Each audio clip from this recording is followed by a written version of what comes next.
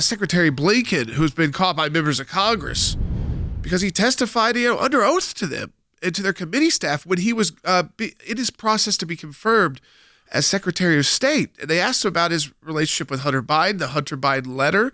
They said that Mike Morell came in here, who was a former acting director of the CIA under the Obama administration, and said that you called him when you were working for the campaign, for Joe Biden's campaign, and said, can you get this letter done? Now we have a bombshell email. The day the letter was released to the public, October 19th, 2020, from Mike Morell, a former head of the CIA, to John Brennan, another former head of the CIA, both under the Obama-Biden administration. And in the email, Mike Morell asked John Brennan, John, can I add your name to this list? But here's the kicker. Why are they doing the letter on Hunter Biden? Is it really because they just fear Russian disinformation? Don't see any of that in this email. That's not even mentioned.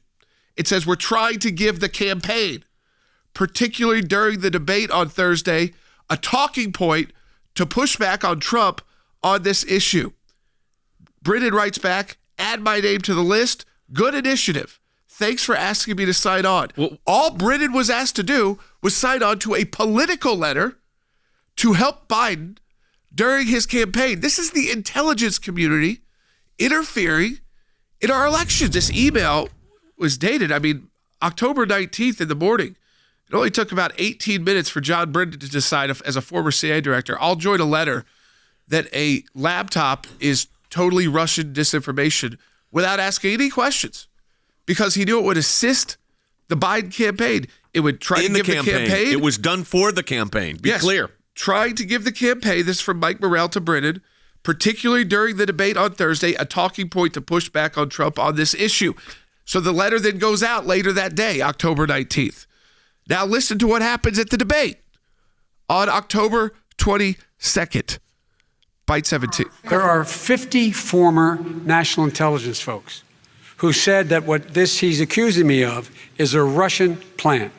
They have said that this has all the five former heads of the CIA, both parties, say what he's saying is a bunch of garbage. This is classic disinformation, so coordinated that the Morell-Brennan email exchange, which talks about this as a talking point for a campaign, and this is where you gotta understand what we're dealing with. It's a talking point for a campaign, but take it a step further.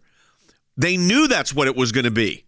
In other words, this wasn't, we better get ahead of this Russian disinformation. It was, this is a talking point for the campaign. And then the president of the United States now, Joe Biden, the candidate then, used it in the debate. Rick, when we talk about election interference, this is about as real as election interference gets. When you have former CIA directors putting together a letter, they don't even know if it's true or not. They don't even ask if it's true or not. They might even know it's false, to impact a presidential debate. I thought it was pretty shameful that not a single one came forward and said, hey, can we see some of the intelligence that you have on this? No one asked for a briefing. No one asked for any information. These people just immediately became political. And when you combine the Russian collusion and the Steele dossier, I gotta say, we have to have a total revamping of the CIA and intelligence agencies' leadership. These people are way too political. They've politicized intelligence. Then they blame the other side.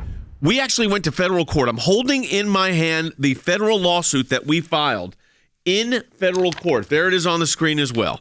This is the federal lawsuit on this issue of these intel officials going to I know it sounds crazy, going to the social media companies and telling them, hey, look, don't talk about this Hunter Biden thing. It's Russian disinformation. And, of course, all the social media companies did exactly what the FBI said.